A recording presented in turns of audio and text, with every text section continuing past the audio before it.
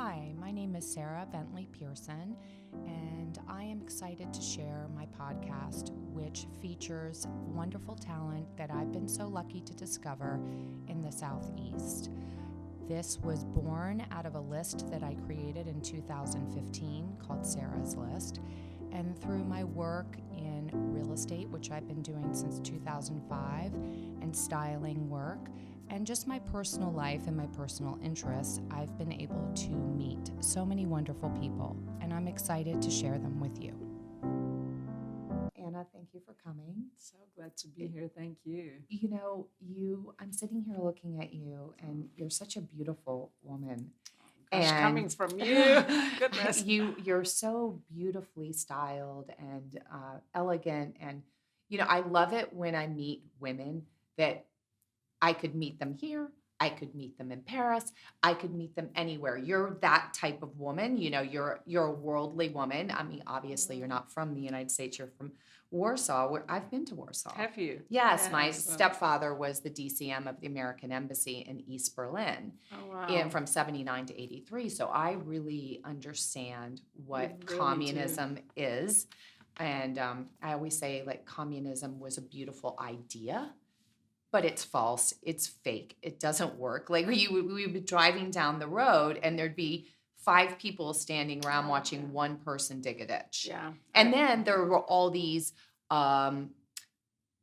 complexities and sneaking around because the will to succeed is strong in a human. It's, I was born in Poland. I was born in Warsaw and finished high school. So I still go back and have lots of friends that, you may have on the other coast or somewhere else that I see quite frequently.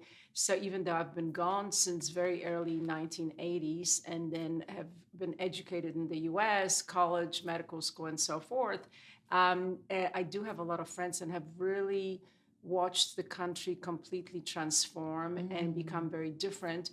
But I grew up with stories that really actually don't make communism so great. I mean, it's a very difficult idea to really put into action, and family stories that were very sad, Second World War and Russian invasion and really quite complex family history. So we are glad to see Warsaw where it is now because it's really amazing. And wherever I go with fabulous friends like you, and I always say, I could bring my girlfriends from Warsaw here and they'll be just like us, same conversation, same issues, just very worldly country.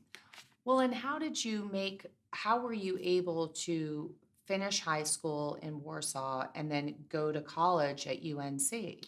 So I came in 1981. Gosh, maybe I shouldn't be giving these numbers on the podcast because everybody will be adding numbers. Oh, no. But I'm very proud of when I was born and the transition. So I came to New York to spend a year in New York and work and live as a nanny, which actually was an experience in itself because I'm an only child and I'm a daughter of 2 physicians and, never really took care of children. So it was a fun experience to come and experience the adult world and also learn English because I came with not very much English at that time. And I'm sure since your father was so politically involved, you probably remember that in 81, martial law was imposed in Poland. I came in September, that happened in December, so I could not really go back. My parents were in Poland and we made a collective decision. Actually, interestingly enough, they were at a conference in East Berlin, just happened to be in the middle of December. Oh, wow. They went back because everything else was left behind. But we were able to speak, which we were not able to do for months to come. That must have been scary for a young girl to... when you are 18, you just kind of think forward, and you do... I mean, yes, absolutely. There were plenty of tear-stained letters, but you do what you need to do. And I was fortunate that my parents had a lot of friends in the city, and so did I. They were extremely helpful. And one of them was a good friend of my parents, who was on the faculty at the University of North Carolina, which for someone who's never heard at that time of UNC Chapel Hill was a tremendous leap. But I went and interviewed and took my SATs first and did well and got accepted. So it kind of started a completely different chapter out of my life, out of Studio 54 to Franklin Street is a big leap. Yeah, I imagine so. Yeah. You're very beautiful, and I've only met a few other Polish women in the United States, and there must be a lot of really beautiful women in So kind to Poland. say. And so you decide you go to UNC and then you go to Emory for medical school. And did you always know that you wanted to do dermatology, or how did that come about? Both of my parents, like I said, were physicians. And by then, when I was in my junior, senior year in college, they moved to Atlanta. My mother worked at Emory, my father worked at the CDC. So medicine kind of ingrained. I'm the third generation of female physicians. But dermatology, kind of was very intuitive. I love the arts, I love style. I remember things very well visually. I may not remember exactly what somebody's name is, but I exactly know why I saw them and what we've done. So good visual I'm the memory. same. I'm really bad with names, but I never ever forget a Right, face. right. So good visual memory, and such an interesting field that is very broad. In dermatology, we take care of children, we take care of adults. You can be a surgical dermatologist, you can be a cosmetic dermatologist, you can do consults in the hospital. So really, it's a breadth and within the same specialty. And then a very interesting one. So, kind of the connection with the arts is what's been interesting for me always. Well, and it's interesting because all of my peers, we all do injectables, and it's much more common than, Right. let's say, when my mom was growing up. They didn't have Botox, they didn't have injectables, they just had facelifts, and some of them really weren't good. But now women are aging very gracefully. I have melanoma in my family, so I've been really strict with my sunblock all over my, which has helped with aging.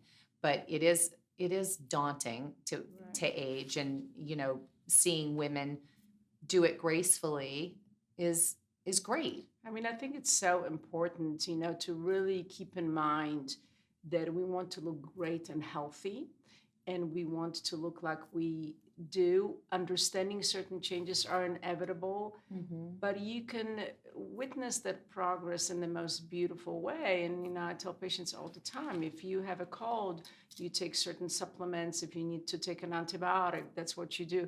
If your skin is changing, you want to address it in appropriate ways, so it stays healthy and beautiful. And that's the cornerstone of everything I do, and never exaggerated changes that make us look just not quite normal.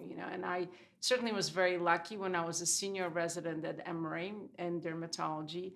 There was a meeting that's now, of major historical importance, where the father and mother, quote unquote, of Botox were presenting their original findings. So again, I'm really dating myself, but this is my 29th year in practice, and I've used Botox for as long. So when I was sitting at the meeting, they asked, "Are there any volunteers?" And of course, I was like, "Yes, me." So I experienced it firsthand so many years ago, and I think you recognize what's done appropriately can last truly a lifetime. Yeah, I mean, I think I've noticed now. One of my clients owns of me, and we're always talking Sure. about aging and all of that. And he has said that women are really starting a lot younger now, and I wonder about that. I mean, I, I I think it is true that, especially with Botox, if you can start doing that a little bit. I think I was in my early 30s when I started with that, because if you wait till your 50s or 60s to start with Botox, the lines are so deep that it's hard to. I think that there is definitely a time, and it is so person to person, patient to patient dependent. There are young women that have very deep Right. muscular contraction, and they really do benefit from very early on, and they're psychologically ready for it. I have two beautiful daughters in mid to late 20s, so I take this very personally. And now I'm very fortunate that I have a slew of these lovely, beautiful new patients that come to see me, and some of them I send away, but we tell them what to do with topicals and facials and light lasers that may not be ready for injectables. And some really do benefit from a very light treatment or not so light, maybe a typical treatment. So it's so patient dependent. I think as a physician, you carry a responsibility to step in and tell your patients, or at least help them in understanding what's right for them. And again, I think because I have daughters in that age group, I feel very responsible for really guiding them the right way so they don't do things that start altering the way they look. And there's a lot of discussion we now have over 2 decades of history, medical history of patients treated with different fillers, with other injectables, Botox, like other neurotoxins. So, there is definitely a discussion of how much change do we want to create versus not, and again, it's all about balance. Yeah, I mean, you can really have this like very overly exaggerated lip and weirdness happen. And Right. it's like with breast implants, like some people really just go too far and then it's like a butt on your Yeah. chest. I think that, you want to have a guide, somebody who will advise and guide you through a really healthy approach. Right. And I think women are all beautiful. We all present differently, and then we sometimes forget, and we are the most critical creatures Oh, of yeah. ourselves And others. My and husband's others. like, "You're so critical of me." And I said, "I'm kind of like joking with you. I'm like prodding you a little bit, and it Well, shows I love you." But he's like, "It's a well, little men bit are much." way behind. They don't know how much can be accomplished with just a little bit, Right. or just at the right time. So I think that I encourage both men and women, and I am so fortunate that my practice is so diverse. So I get to see all kinds of peeps, and I think it's appropriate for all of us to consider a little bit of appropriate correction, but that means so many different things. And I hope that I'm known for a very holistic and a very natural approach. That doesn't mean natural, no injectables. We Right. can love them and use them, Mhm. but done the right way. I noticed on your bio that you did threading, and I wanted to Yes. ask you about that. I don't know anybody, I don't think, who's done that, or at least they haven't told me. And my question is, if somebody does threading, apparently Gwyneth Paltrow does threading, but I don't know if that's true or not, or just some rumor. But Well, she is a very good dermatologist, so yes, possibly so. I don't, yeah, he's pretty famous, Yeah, right? he's very well known. He's Yeah. a great lecturer, very nice guy. What is his name? Julius Few. Has he written books or anything? I mean, he like that? certainly has written multiple articles. I don't know whether he's written books or not, but he's a very frequent lecturer on the derm and plastic surgery circuit. And he's a very respectable physician. Right. Well, she's a beautiful woman She and looks is. very natural, and Yeah. she's my hero. So my question to you with threading, because I've been researching and have friends that have had facelifts. I haven't had a facelift. I've done injectables and Botox and things like that. But the the the facelift where they pull the muscle, what is that called? That's a deep A facelift, deep facelift. but a surgical procedure. A surgical procedure.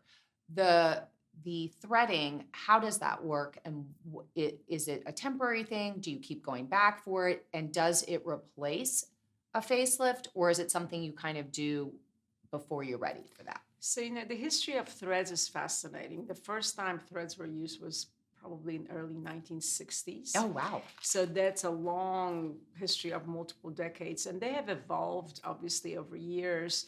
Originally, the threads were not dissolvable and not absorbable.